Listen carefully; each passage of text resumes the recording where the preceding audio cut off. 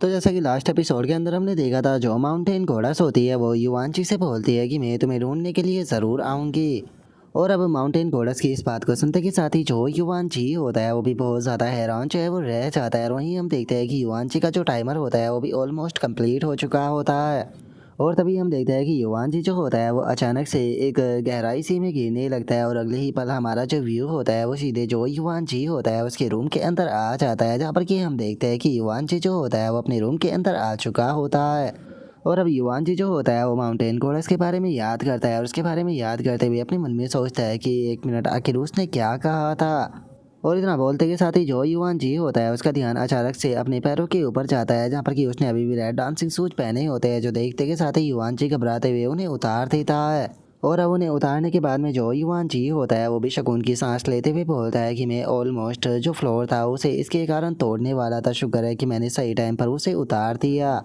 और वैसे तो मैं जो स्पिरिट रियलम है उसके अंदर से बाहर जो है वो आ चुका हूँ, लेकिन अभी भी उसकी जो बात है वो मेरे दिमाग के अंदर गूंज रही है। क्या वो सच में स्पिरिट रियलम के अंदर से बाहर आएगी या बस स्पिरिट रियलम जो है उसके अंदर ही रहने वाली है।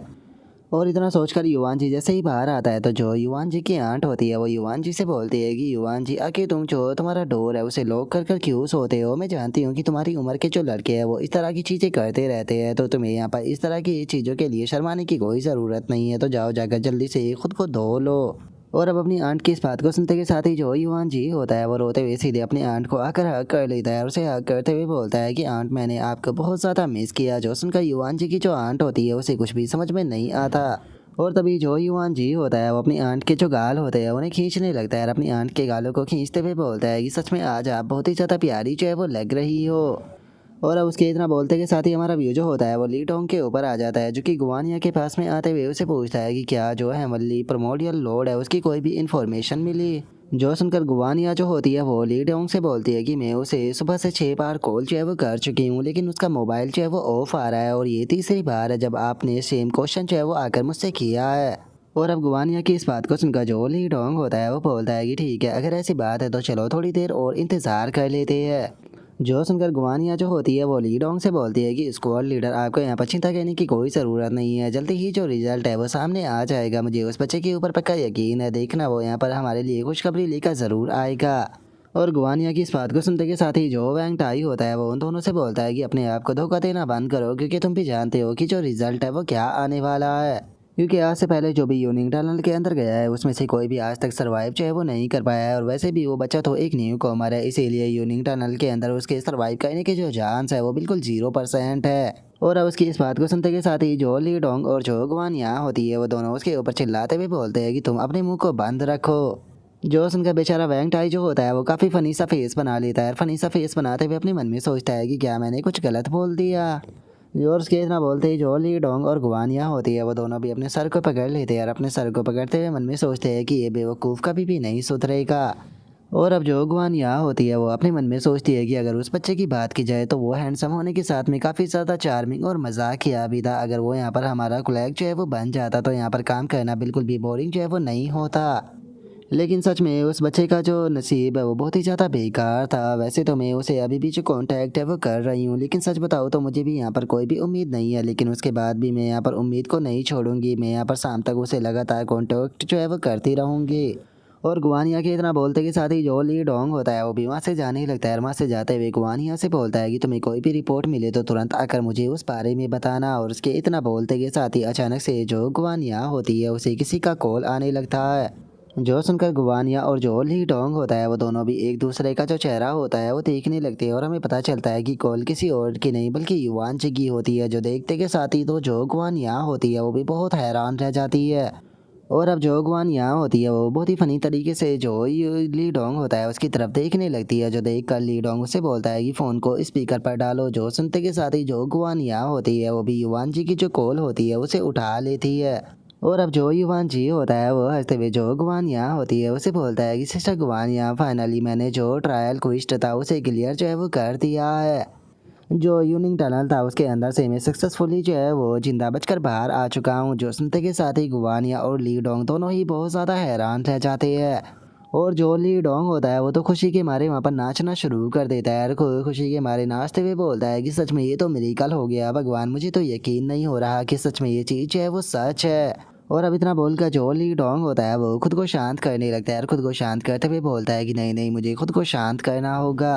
अगर जो यूनिंग टनल है उसकी बात की जाए तो वो एक एस रैंक का स्पिरिट रियलम था जिसे कि क्लियर कर पाना पूरी तरह से इम्पॉसिबल था। यहाँ तक कि जो ताई सेक्ट था उसने भी अपनी हार मान ली थी, लेकिन जो प्रमोडियल एमली लॉर्ड है उसने यहाँ पर इसे क्लियर कर कर खुद का जो नाम है वो बना दिया है। और वहीं जो एस रैंक के रियलम होते हैं उन्हें क्लियर करने पर बहुत ही अच्छे रिवॉर्ड जो है वो मिलते हैं, स्पेशली फर्स्ट टाइम पर। अगर फर्स्ट टाइम पर कोई उसे परफेक्टली क्लियर जो है वो कर लेता है तो यहाँ पर बहुत ही अच्छे अच्छे जो रिवॉर्ड है वो प्राप्त होते हैं और उसकी जो ग्रोथ होती है वो भी बहुत बढ़िया होती है। लेकिन अगर यूनिंग टनल जो है उसकी बात की जाए तो यूनिंग टनल के अंदर ये बग था कि उसके अंदर केवल जो नाइट कोड है वही जा सकते हैं, इसीलिए यहाँ पर सभी ऑफिशियल ऑर्गेनाइजेशन जो थे वो ज़्यादा से ज़्यादा जो नाइट कोड थे उन्हें अपनी ऑर्गेनाइजेशन के अंदर लाने की कोशिश किया करती थी। लेकिन अब अगर यहाँ पर वे लोग जो है वो ज़्यादा से ज़्यादा नाइट कोडों को इकट्ठा करने के बाद में भी जो यूनिंग टनल है उसे क्लियर करने की कोशिश करते हैं तो उसके बाद भी उन्हें वो रिवॉर्ड जो है वो नहीं मिल पाएंगे जो कि पहली बार क्लियर करने पे प्राप्त होते हैं। और जो युवान जी है उसने फाइनली ये चीज़ जो है वो कर दिखाई है। आखिर किसने ही ये चीज़ जो है वो सोची होगी कि एक ऐसा नाइट कोड जो कि जिसने कि अपनी पावर को अभी अभी अवेकन किया है वो सच में यूनिंग टनल जैसे एक सीक्रेट रियलम को जो है वो क्लियर कर देगा। ये एफर्ट जो है वो इतना ज़्यादा बड़ा है कि ये पूरी की पूरी जो 5 एलिमेंट की एल्डर काउंसिल है उसे एक साथ में लेकर आ सकती है। और अब उसके इतना सोचते के साथ ही जो गुआन यहाँ होती है वो युवान जी से पूछती है कि युवान जी तुमने ये किया कैसे।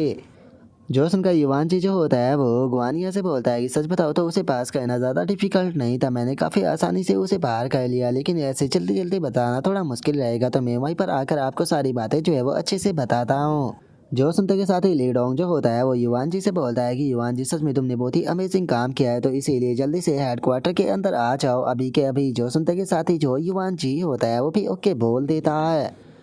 और अब जो वैंग टाई होता है वो लीडोंग से बोलता है कि सच में इस बच्चे की जो पावर है वो ऑर्डिनरी लोगों के बियॉन्ड है। मैं श्योर तो नहीं हूँ कि वो किस तरह की पावर है, लेकिन सच में वो एक्स्ट्रा ऑर्डिनरी होगी। लीडर सच में मानना पड़ेगा कि आपने इस बार एक मॉन्स्टर को पिक किया है। जो सुनते के साथ ही लीडोंग जो होता है वो हंसते हुए उसे बोलता है कि उसे मॉन्स्टर कहना सही नहीं रहेगा, मेरे हिसाब से तो वो एक जीनियस है।